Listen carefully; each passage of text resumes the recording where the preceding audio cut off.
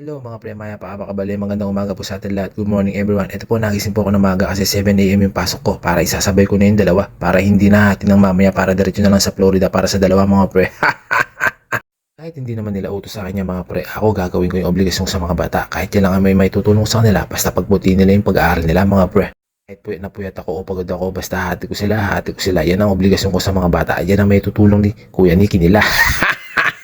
Si Amara to nag-aaral na rin sa may Florida Blanca sa may Central Elementary School. Ang kasama pumapasok ni Amara ay si Kuya Kia niya ang naghahatid ang mama nila mga pre. Ako mga pre, kung pwedeng hatid ko yung dalawa, kung pwede ko sasabay ko na lang sila para dire-diretso na sa trabaho ko. Kung nakita niyo si Apo kong daling napakagang nagising mga pre, pang nagising na magi ako hindi magsasaya kung hindi magluluto, magtutupi ng dami, ganyang kalupit at kabait ang Apo namin daling.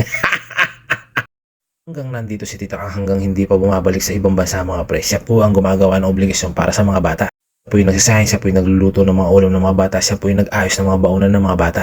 Siya po yung nagpaplanta sa mga susuot ng mga bata pagpapasok sila sa paaralan mga pre.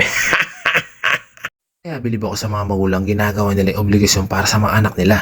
Saludo ako sa mga magulang na masisipag, ginagawa lahat para sa mga anak para makapagpatapos lang sila ng pag-aaral. Kaya mga pisang ko, ayusin niyo yung pag-aaral niyo para makapagpatapos kayo ng pag-aaral. Para pag natapos kayo ng pag-aaral, may mabuti kayong trabaho. Kung anong kurso yung pinagtapos mo, para yun ang pagtatrabuhin mo pag natapos yung pag-aaral mo. Ginagawa naman lahat ng magulang nyo para sa'yo din naman yan paglaki nyo o pag nagkapamilya kayo. Alam ko naman masisipag kayo mag-aaral, kaya good luck sa inyo mga pre. Mga pisang ko, hindi ako mangangako, gagawin ko na lang kung ano yung may tutulong ko, tutulong ako. Kung pwede ko kayong hatid, kung saan kayo pupunta, hahatid ko kayo. Basta si Kuya Nicky, hindi kayo pababayaan, tutulong at tutulong siya mga pre.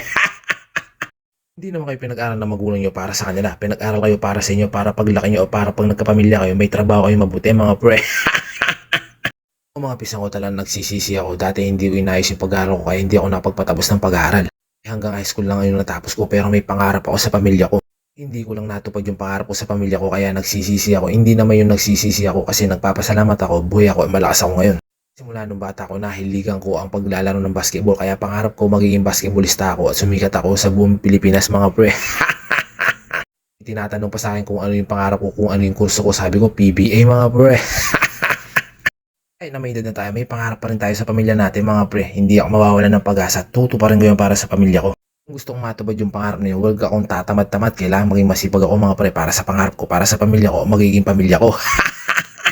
Nandito na ngayon ako sa pinagtatrabaho ko mga pre dito sa PRI Guagua, Pampanga. Kung hindi ka pa nakakapag-enroll, mag-enroll ka na dito lang sa may Guagua, Pampanga. PRI nag-iisa lang dito sa Guagua, Pampanga. Napakaganda dito sa PRI, napakabait na mga staff dito, napakalinis. Siyempre sino naglinis? Kami mga utility. Nagpapasalamat din ako yung nakapagtrabaho ko dito sa PRI. Nagpapasalamat din ako kay Ruchel. Kung hindi kay Ruchel, hindi ako makakapasok dito sa PRI. Hindi ko makukuha yung pangarap ko motor. Motor na Sniper Blue Mat mga pre. Thank you Lord. Kaya ako naniniwala kung may gusto ka, magtrabaho ka. Kung gusto mo matupad yung pangarap mo, magsikap ka. Di ba mga pre? Kaya ako hindi ako nawawalan ng pag-asa matupad yung pangarap ko para sa pamilya ko, sa maging pamilya ko. Yan ang gagawin ko. Hindi ako nangangako. Gagawin ko na lang. Pagkadating ko dito sa PRA, walang pahinga-pahinga mga pre, diretso ang trabaho. Nagwalis muna ako doon sa kalat, tapos binalaw ko yung map ko. Pagkatapos binalaw ang map ko, nagwalis ako dito sa hallway mga pre. Pagkatapos ng map ako at winalis ko yung main door. Kaya nasa atin yung problema. Kung gusto natin matupad yung pangarap natin, huwag tayong tatamad-tamad. Magtrabaho tayo. Di ba mga pre? Piso-piso man. I love you. Thank you Lord. Mwah!